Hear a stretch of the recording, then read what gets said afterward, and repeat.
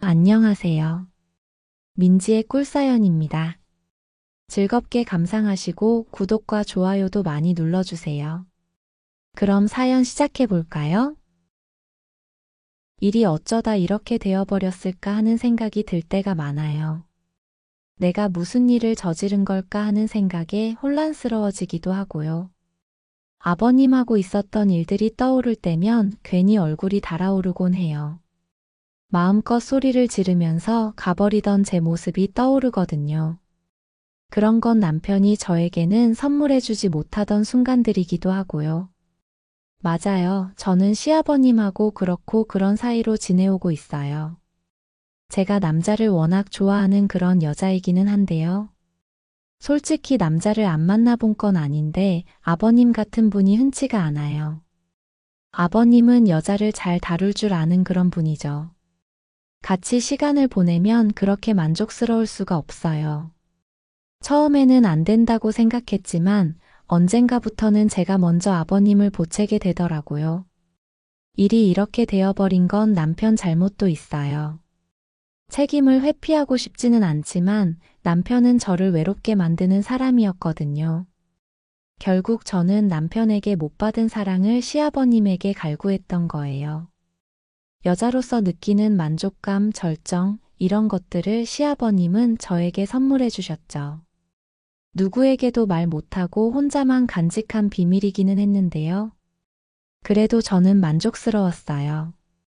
그런데 얼마 전 이러지도 저러지도 못할 대박 문제가 터져버리고 말았죠. 그 이야기는 잠시 후에 다 털어놓아 볼게요. 같이 고민해 주시면 좋을 것 같아요. 저는 30대 중반의 여성이에요. 4년 전쯤 지금의 남편하고 결혼을 하게 되었어요. 저는 고향이 지방이에요. 사실 특별할 것 없는 평범한 집안의 막내딸이고 위로 언니들만 2명이 있어요. 딸 부잣집의 막내딸인 셈이죠. 그리고 언니들하고 나이 차이가 조금 나는 편이에요. 큰언니하고 13살, 둘째 언니하고 12살 차이가 나거든요. 아마 부모님이 아들을 갖고 싶어서 큰맘 먹고 늦둥이를 가지셨는데 제가 태어난 거죠. 아들로 태어났더라면 부모님이 조금 더 기뻐하셨을 텐데 그건 사람 뜻대로만 되는 건 아니잖아요. 그래도 막내딸이어서 저는 부모님하고 언니들의 사랑을 듬뿍 받으면서 자랐어요. 다만 늦둥이다 보니 부모님이 저랑 오래 함께 해주시지는 못하셨어요. 아빠는 제가 초등학생 때 돌아가셨고요. 엄마는 제가 대학교 1학년 때 돌아가시게 되었죠. 사랑을 많이 받고 자란 건 너무 좋았는데요. 부모님이 더 오래 제 곁에 계셔주시지 못했던 건 평생의 아쉬움으로 가슴에 남았네요. 엄마가 그렇게 돌아가시고 나서 저는 쭉 둘째 언니랑 살아왔어요. 큰언니는 제가 고등학생 때 결혼을 해서 그때부터 따로 살았거든요. 그렇게 둘째 언니랑 한동안 같이 살기는 했는데요. 2년쯤 시간이 흘러서 둘째 언니도 평생의 짝을 찾게 되었고요. 참 착하기도 하지 둘째 언니랑 형부는 신혼집에 저까지 함께 들어와 살자고 권해주었어요. 저를 혼자 두는 게 걱정된다면서 방도 남으니 그냥 같이 지내자고 말이죠. 저에게는 너무 고마운 제안이었어요. 혼자 살자니 대학도 아직 졸업하기 전이었고 다른 의지할 사람도 없었으니까요. 그래서 자연스럽게 저는 둘째 언니 부부의 신혼집에서 함께 살게 되었어요. 눈치가 조금 보이기는 했는데요. 형부도 참 자상한 분이라 저를 친동생처럼 챙겨주기도 했고요.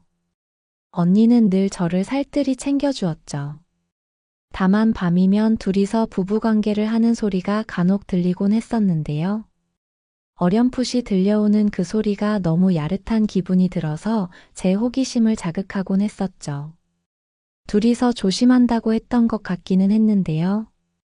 사랑을 나누면서 조심한다고 감춰지던가요? 처음에 그 소리를 들었을 때는 심장이 어찌나 두근거리던지 진정이 되지를 않았어요. 아마 그 무렵에 조금 늦은 나이긴 하지만 저는 그런 쪽에 눈을 떠버리게 되었죠. 두 사람을 안심시키기 위해서 피곤해서 먼저 잔다고 둘러대고 방으로 들어가서 자는 척을 했고요. 언니랑 형부가 안방으로 들어가면 저는 귀를 쫑긋 세우고는 두 사람이 연애를 하는지 안 하는지 기다리곤 했었어요. 그러다가 사랑을 나누는 소리가 들려오면 저도 어느덧 몸에서 신호가 와버리곤 했죠. 아주 흥건하게 말이에요.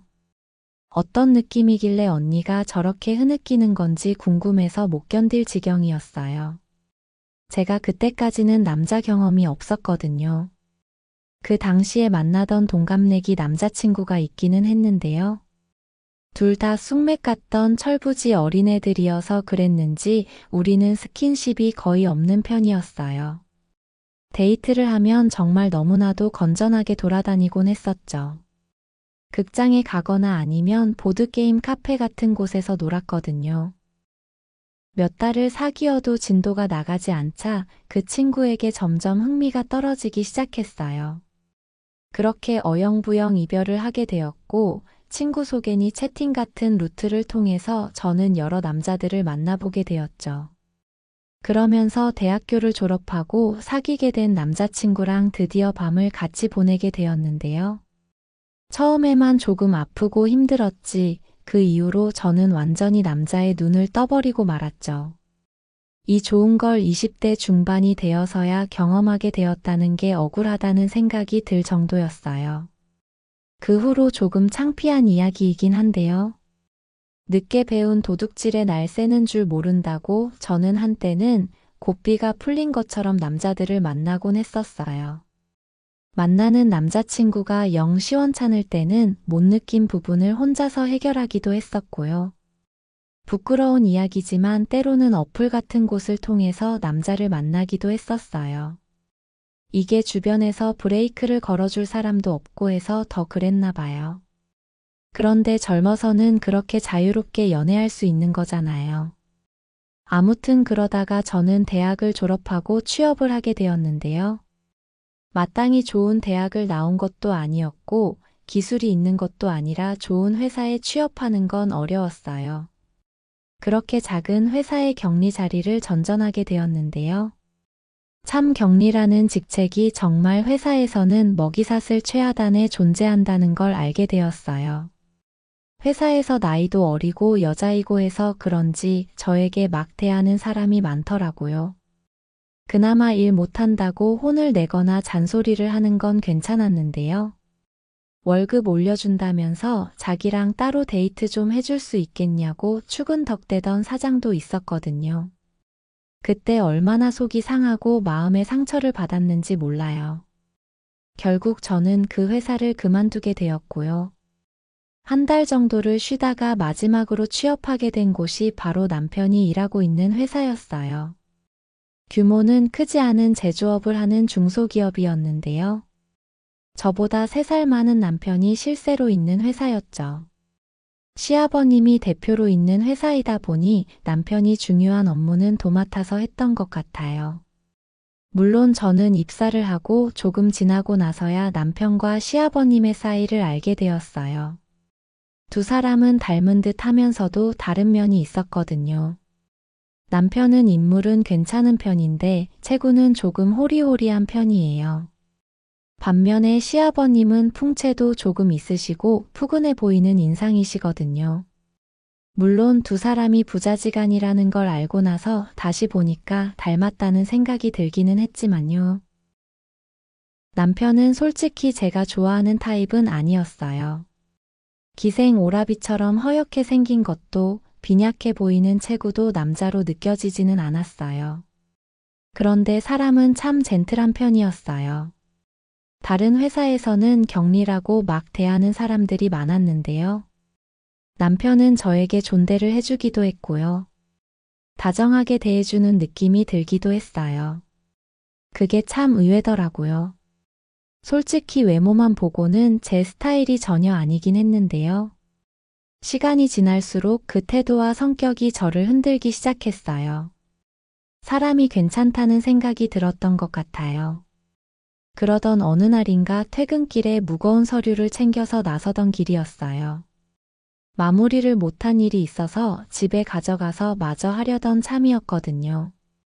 그런데 남편이 그 모습을 보고 따라 나왔고요.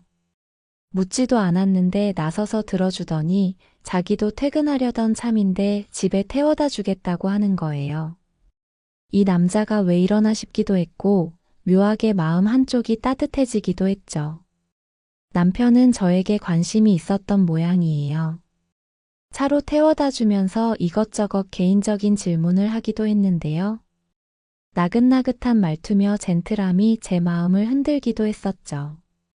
꼭 남자가 덩치가 크고 잘생겨야 하는 건 아니구나 라는 생각이 들기도 했고요. 그 무렵부터 저는 남편을 남자로 느끼기 시작했어요. 그리고 그때부터 우리 둘 사이에는 미묘한 감정이 흐르기 시작했죠. 회사에서도 업무를 볼 때 배려를 많이 해주기도 했고요. 시간이 갈수록 다정한 남편에게 저도 호감을 느끼게 되었죠. 처음에는 제가 격리라서 어떻게 한번 해보려고 수작을 부리는 건 아닌가 떠보기도 했는데요. 남편은 조용하고 차분한 제가 좋다고 말을 하더라고요.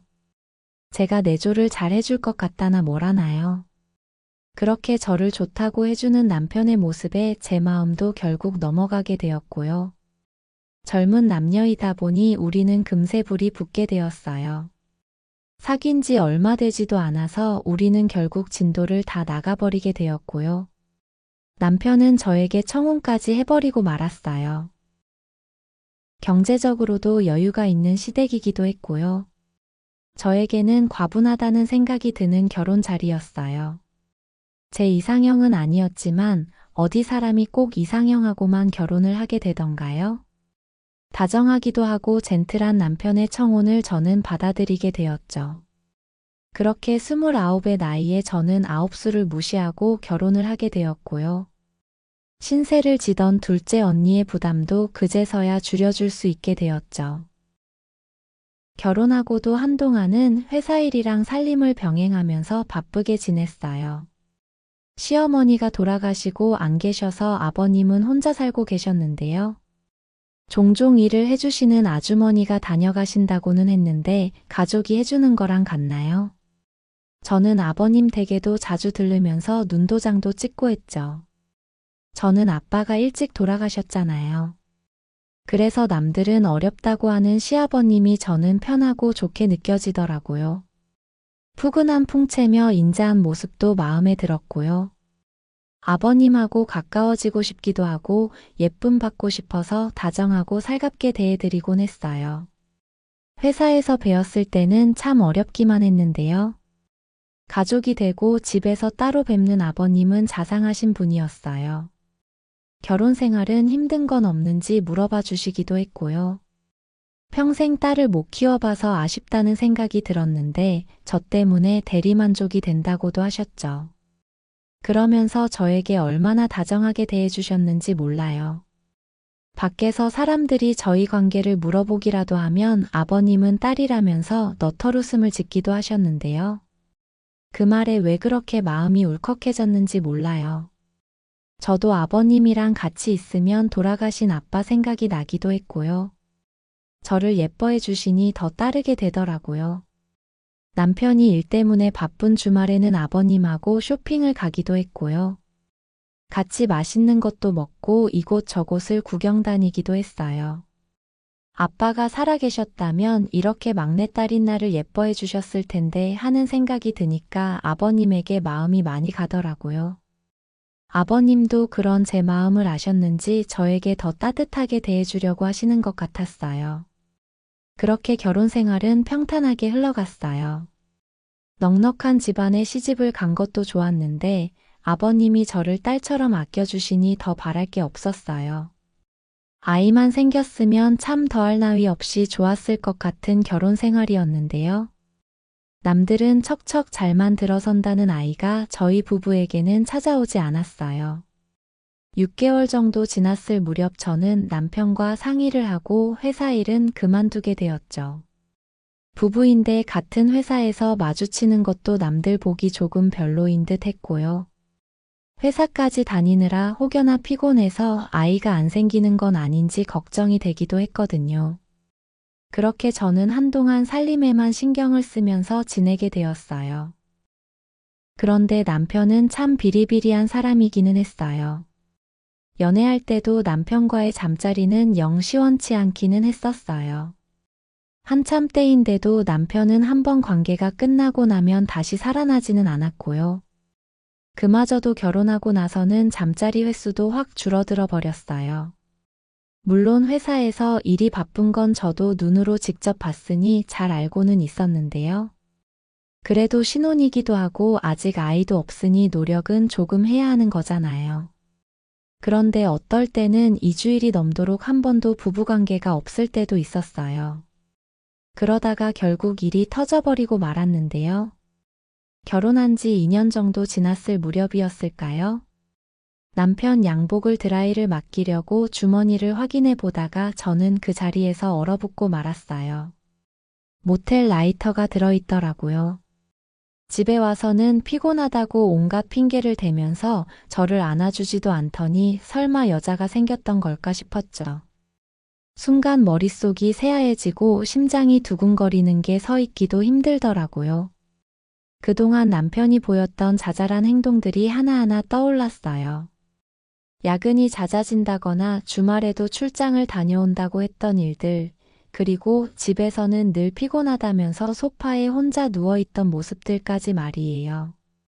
그래도 확실하지는 않으니 저는 남편에게 당장 내색을 하지는 않았어요. 며칠이 지난 어느 날 밤 남편이 잠든 걸 확인하고 몰래 휴대폰을 열어보았는데요.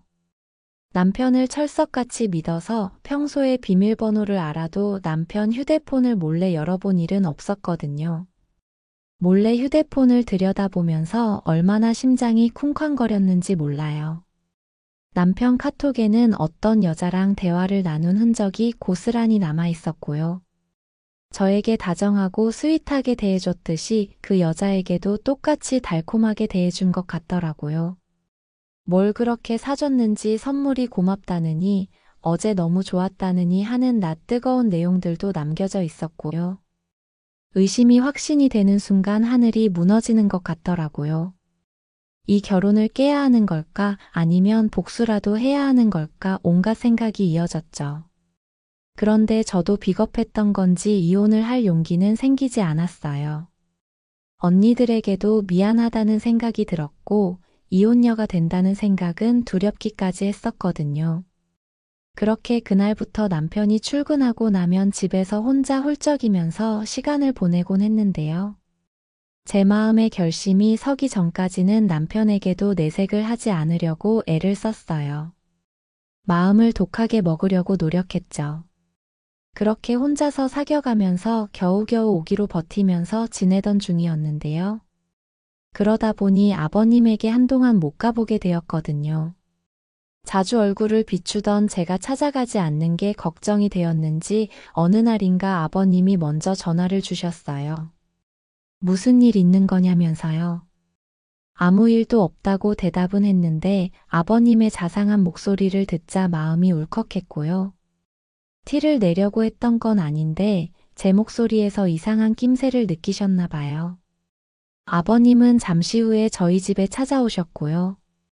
다 이야기해보라고 저를 달래시는 바람에 서러웠던 감정이 터져버리고 말았고요. 저는 그동안 있었던 일을 결국 아버님께 다 털어놓게 되었어요. 묵묵히 들어주시던 아버님은 제 등을 토닥여 주시기도 했어요. 아들을 잘못 키운 본인 탓이 크다고 되려 저에게 미안하다는 말씀을 해주시기도 했고요. 남편을 아주 혼쭐을 내시겠다면서 어쩔 줄 몰라 하셨죠. 저는 더 서러워져서 훌쩍거리면서 고개를 떨구고 말았고요. 아버님은 저를 보듬어 안아주시고는 달래듯이 등을 쓰다듬어 주셨는데요. 그 손길이 꽤나 위로가 되는 기분이었어요. 그리고 아버님에게 기대고 있으니 이상하리만큼 야릇한 기분이 들기도 했었어요. 가뜩이나 남편이 저를 거들떠도 안 봐서 안달이 나 있는 상태였는데요. 복수심인지 아니면 한동안 쌓여있던 욕구 때문인지 이상한 감정이 올라오는 기분이었죠. 그래도 그때까지는 그런 감정은 그냥 혼자만의 생각에 불과했어요. 한참을 그렇게 아버님에게 기댄 채 울고 나서야 저는 조금 마음을 진정시킬 수 있었고요.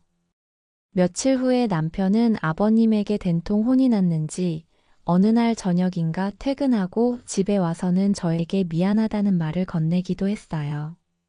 본인이 잠시 정신이 잘못되었던 것 같다면서요. 그렇게 남편의 바람 사건은 일단락되고 넘어가게 되었죠. 저도 먼저 잘못을 빌고 사과하는 남편을 다시 받아주기는 했는데요. 문제는 그 이후로 남편에 대한 제 마음이 팍 식어버리게 되었다는 점이었어요.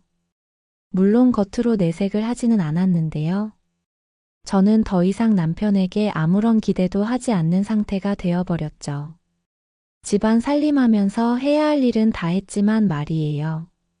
대신 아버님을 더 많이 찾아가고 의지하게 되었던 것 같아요. 아버님 품에 기대서 펑펑 울던 날, 저를 토닥여주던 아버님의 두툼한 손길이 그립기도 했고요. 그 넉넉하고 푸근한 품이 떠오를 때면 괜히 심장이 두근거리기도 했거든요. 무언가를 바라고 그랬던 건 아니었지만 아버님하고 있을 때면 마음이 확실히 편안했어요. 아버님도 남편의 바람 사건으로 제가 마음에 상처를 입었을까 걱정이 되시긴 했었나 봐요. 전부터 다정하게 대해주시긴 했지만 그 일 이후로는 저를 조금 더 신경 써주시는 느낌이기도 했어요. 그렇게 저는 아버님하고 보내는 시간이 많아졌고요. 그럴수록 제 안에서는 이상한 욕구들이 자라게 되었어요. 그러면 안 된다는 걸 알고는 있었지만 한번 자리 잡은 마음은 쉽사리 그 불씨가 꺼지지를 않더라고요. 정신 나간 여자라고 손가락질 받을 일이었지만 저는 아버님의 마음을 흔들고 싶었어요. 아버님 댁에 갈 때면 옷도 더 신경 써서 입게 되었고요. 화장도 과하지는 않지만 예쁘게 하려고 노력을 많이 했죠. 예전처럼 아버님하고 바람이라도 쏘이러 갈 때면 은근슬쩍 아버님 팔짱을 끼기도 했었는데요. 그러면서 저는 한껏 아버님 팔에 제 몸을 밀착시키기도 했어요. 그렇게 조금씩 들이대고 다가서는 저를 아버님도 느끼기 시작하셨나 봐요. 어느 주말인가 그날도 아버님하고 둘이서 바람을 쏘이러 외출했다가 돌아온 날이었는데요. 아버님하고 저 사이에는 미묘한 분위기가 흐르고 있었어요. 그날 저는 몸매가 살짝 드러나는 옷을 입고 있었고 화장도 살짝은 과감하게 한 상태였죠. 아버님도 남자라서 그런 제가 신경이 쓰이셨던 것 같았어요. 출장을 갔던 남편이 언제 돌아오냐면서 돌아가서 저녁을 준비해야 하는 건 아니냐고 묻기도 하셨는데요. 남편은 지방에 내려간 상태라 그날은 돌아오지 않는다고 오늘은 아버님하고 더 오래 있고 싶다고 저는 제 마음을 털어놓고 말았고요. 살짝 어색해 하시는 아버님을 저는 뒤에서 살포시 끌어안고 말았어요. 그러면서 제 마음이 왜 이런지 모르겠다고 고백을 해버리고 말았죠. 잠시 생각을 하시는 듯 망설이던 아버님은 결국 돌아서서 저를 안아주셨어요. 이래도 되는 건지 모르겠다고 말은 하셨지만 이미 우리는 마음이 통해버린 상태였죠. 그렇게 저는 아버님을 따라 방으로 들어가게 되었고요. 거기서 우리는 선을 넘어버리고 말았어요. 저는 예뻐 보이고 싶은 마음에 한껏 교태를 부려댔고요. 그렇게 끼를 부리면서 적극적으로 달려드는 저를 아버님은 많이도 예뻐해 주셨죠. 부끄러움도 잊어버리고 저는 한껏 아버님을 받아들였어요. 솔직히 말해서 남편하고는 비교할 수 없을 정도로 아버님하고 좋은 시간을 보내는 게 더 만족스러웠어요. 저는 무아지경이 되어서 정신줄을 놓아버리기도 했으니까요. 그렇게 아버님과의 좋은 시간은 한참이나 이어졌어요. 처음에는 예뻐 보이고 싶은 마음에 살짝 연기를 하기도 했는데요. 어느 순간부터는 그럴 필요가 없었어요. 아버님은 정말로 저를 정신을 못 차리게 만들어주셨으니까요. 그리고 마침내 연애가 끝나고 나서 저는 아버님께 한껏 애교를 부리면서 제 마음을 전했어요. 앞으로도 이렇게 저를 계속 예뻐해 주셨으면 좋겠다고요. 아버님도 저하고 좋은 시간을 보낸 게 좋으셨는지 알겠다고 대답해 주셨죠. 그렇게 해주시겠다는 말에 저는 너무 기분이 좋았어요. 믿기지 않는 그런 비밀 연애가 그렇게 시작이 되어버렸죠. 저는 아버님이 회사에 나가시지 않는 평일이나 주말이면 아버님께 달려갔어요. 그리고는 그간 연애하면서 알게 된 온갖 경험들을 다 동원해서 아버님을 즐겁게 해드렸죠. 아버님은 자극적인 것들은 처음 겪어보는 게 많은지 놀라기도 하셨는데요. 그래도 제 머리를 쓰다듬어 주시면서 저를 사랑스럽게 바라봐 주시곤 하셨어요. 그럴수록 저는 더 적극적으로 변해갔죠. 아버님은 여자를 다룰 줄 아는 멋진 분이었어요. 아버님하고 좋은 시간을 보내는 건 정말로 만족스러웠죠. 언젠가부터 남편보다 아버님하고 좋은 시간을 보내는 횟수가 훨씬 더 많아지게 되었어요. 뭐 남편은 그전부터 가뭄에 콩나듯이 저를 안아줬으니 말할 것도 없었죠. 그러다가 생각해보니 한동안 제가 소식이 없다는 사실을 알게 되었어요. 제가 주기가 아주 규칙적인 건 아니었는데요. 그래도 할 때가 한참이 지났는데 소식이 없었던 거죠. 혹시나 싶어서 조심스레 테스트기를 해봤는데요. 선명하게 두 줄이 나타나는 거 있죠. 순간 가슴이 철렁 내려앉으면서 울컥 눈물이 차오르기도 하더라고요. 정확히 언제 들어선 건지는 알 수 없었는데요. 직감적으로 가뭄에 콩나듯이 저를 안아준 남편의 아이는 아닌 것 같다는 생각이 들었어요. 혼자 며칠간 생각을 거듭해 보았는데요. 저는 결국 결심을 하고 말았죠. 진실은 가슴에 묻고 이 아이를 지켜내겠다고요. 그리고 마음을 정하고 저는 돌아오는 주말에 아버님을 찾아뵀어요. 그리고는 저의 임신 소식을 알리게 되었죠. 아이 아빠가 남편이 아닌 것 같다는 사실도 말이에요. 아버님은 살짝 당황해 하시기도 했는데요. 그냥 남편의 아이인 걸로 하고 낳아서 잘 키우겠다는 제 이야기를 듣고는 말없이 고개를 끄덕여 주셨어요. 이미 벌어진 일이니 그렇게 하자면서요. 그러면서 제 손을 꼭 잡아주셨는데요.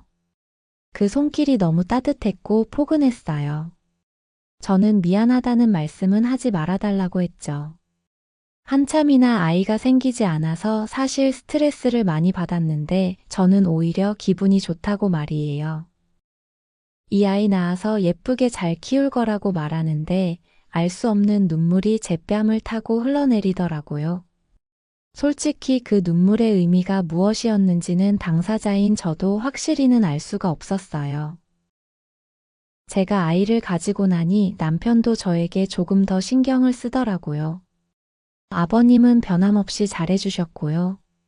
어차피 남편 집안에 아이가 생겨나는 거니 제 마음 한켠에 자라나는 죄책감은 잊으려고 애를 많이 썼어요. 변명 같지만 저를 위해서도 아이를 위해서도 그러려고 했죠. 그리고 시간이 흘러서 저는 듬직한 아들을 낳게 되었어요. 세상을 다 얻은 것 같은 행복한 마음이 들더라고요. 아이와 저를 바라보는 아버님의 눈빛이 얼마나 그윽한지 몰라요. 그 눈빛의 의미를 저는 이해할 수 있을 것 같기도 해요. 어쩜 저에게 손가락질을 할 분들이 많을 것 같기는 한데요. 저는 사실 아버님하고 그런 사이로 지내온 것에 후회는 전혀 없어요. 솔직한 마음 같아서는요. 딸아이도 하나 더 가지고 싶은데 시간이 조금 더 흐른 후에 아버님께 만들어 달라고 조르고 싶은 생각이에요. 아버님하고 좋은 시간도 보내고 싶고 아이도 가지고 싶으니까요. 정신 나갔다고 욕하실 수도 있겠지만 제 솔직한 마음이 그렇네요. 제 사연은 여기까지입니다. 들어주셔서 고맙습니다.